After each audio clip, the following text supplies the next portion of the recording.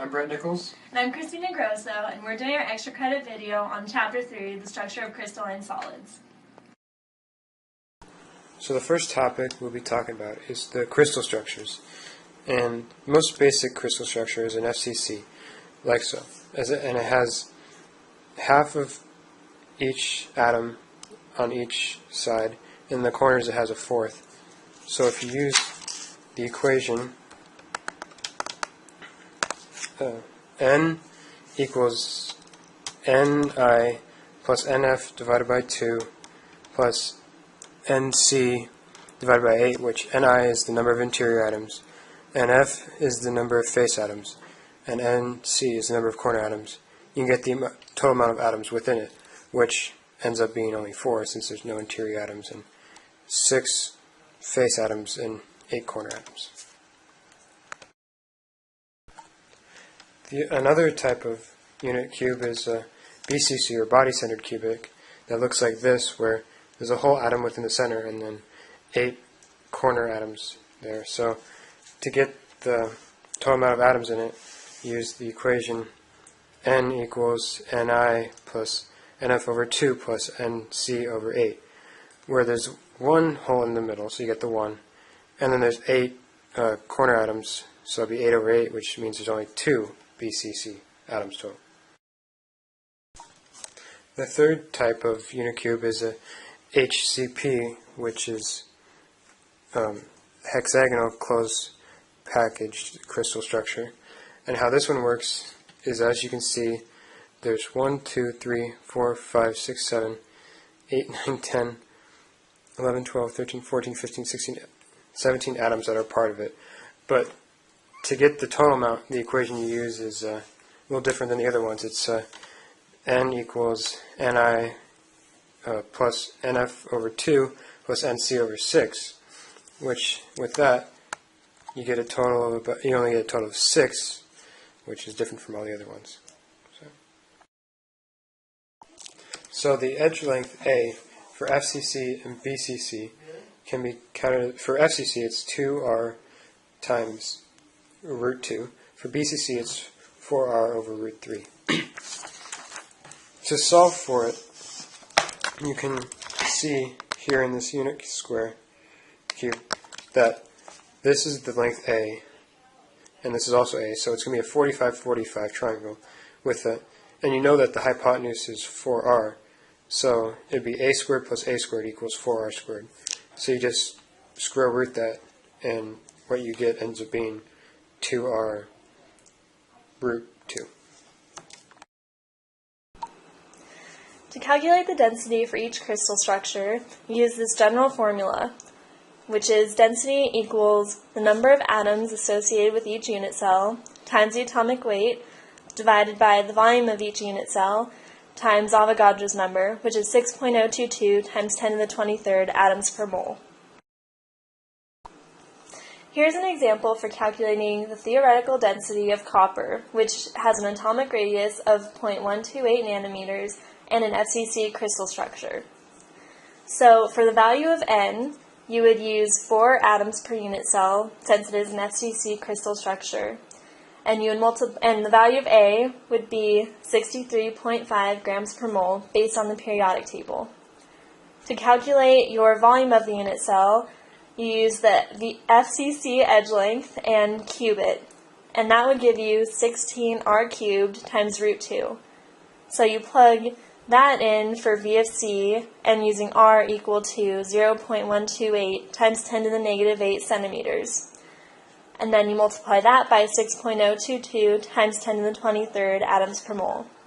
This will give you a density of 8.94 grams per centimeters cubed. So polymorphism is where a certain substance can be 2 different crystal structures. And an example would be pure iron, which at your room temperature it's normally a BCC crystal structure. But when it is heated up to about 912 degrees Celsius, it changes to an FCC. Unicel geometry is defined in terms of 6 parameters. There are 3 edge lengths, A, B, and C, and 3 interaxial angles, alpha, beta, and gamma. On this basis, there are 7 different possible combinations of the edge lengths and interaxial angles, which represent a distinct crystal system.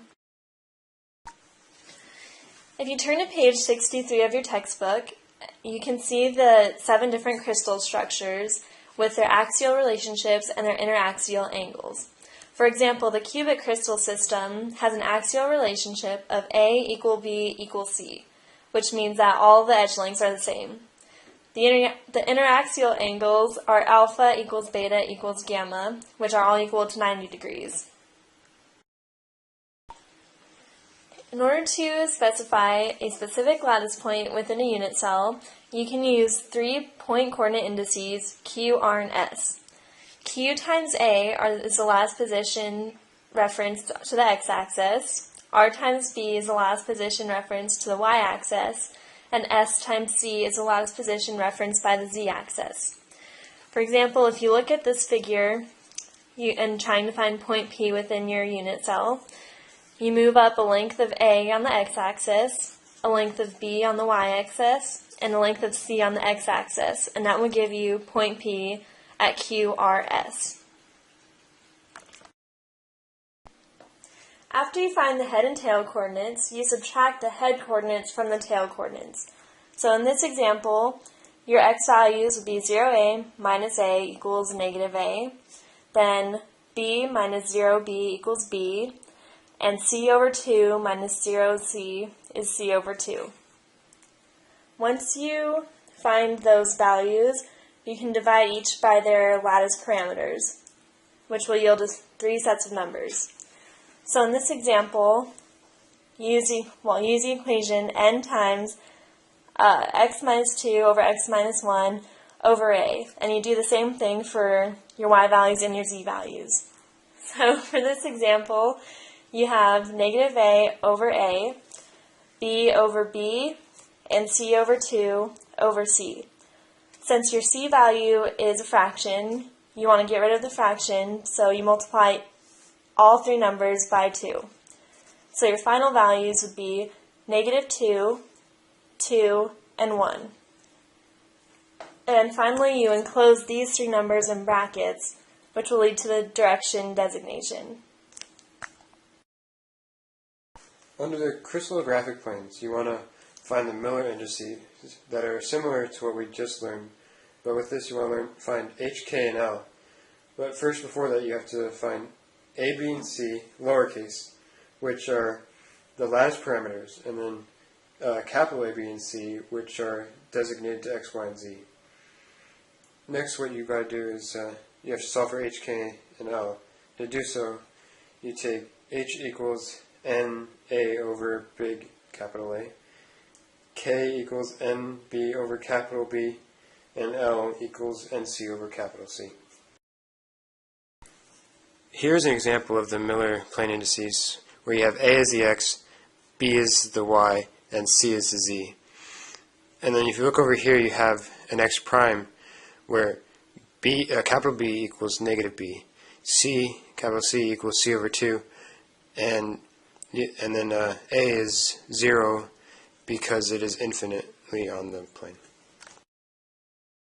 So then to solve for them, you use the equation that we said before, and you plug in the values where n equals 1, A is A, and then capital A is infinite A, so that H would be 0.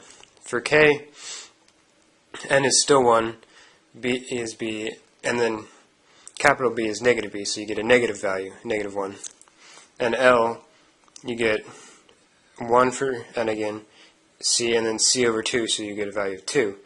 So the whole thing will be 0, 1, 2. x1 being the tail coordinate of the x-axis, and x2 being the head coordinate of the x-axis. For a hexagonal directional coordinate type, the symbol is U, V, T, W, and U equals 3n times A prime 1 minus A double prime 1 over A, and A1 prime equals the head coordinate, and A1 double prime equals the tail coordinate. U also can equal 1/3 times 2 capital U minus capital V. For a plane coordinate type and a non-hexagonal one, the index symbols are HKL.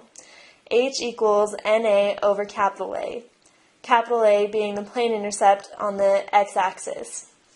For a hexagonal plane coordinate type, the index symbols are HKIL, where I equals negative H plus K.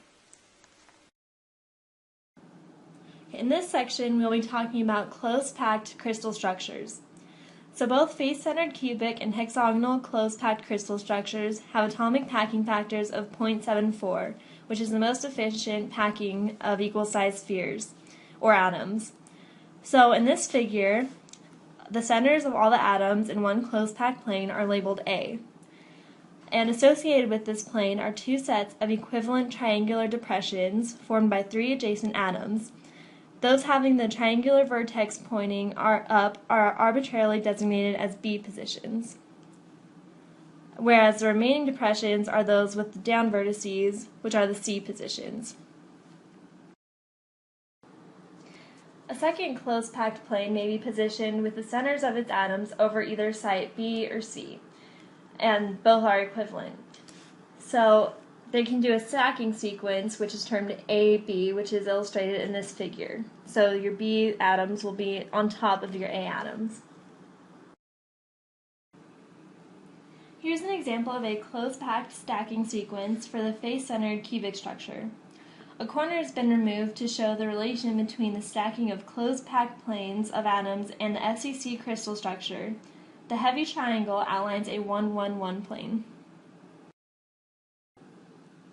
For a crystalline solid, when the periodic and repeated arrangement of atoms is perfect or extends throughout the entirety of the specimen without interruption, the result is a single crystal. So here's an example of a single crystal that was found in China. Most crystalline solids are composed of a collection of many small crystals or grains. Such materials are termed polycrystalline. Various stages in the solidification of a crystalline specimen are represented in these figures A through D. So within these, the square grids depict unit cells. And then in A, this is just a small crystalline nuclei.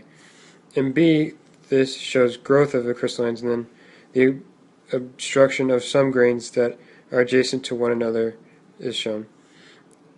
In C, you see the completion of solidification. Grains have irregular shapes that start forming.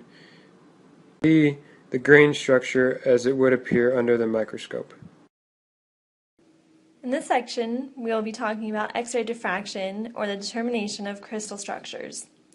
Diffraction occurs when wave encounters a series of regularly spaced obstacles that are capable of scattering the wave and having spacings that are comparable in magnitude to the wavelength.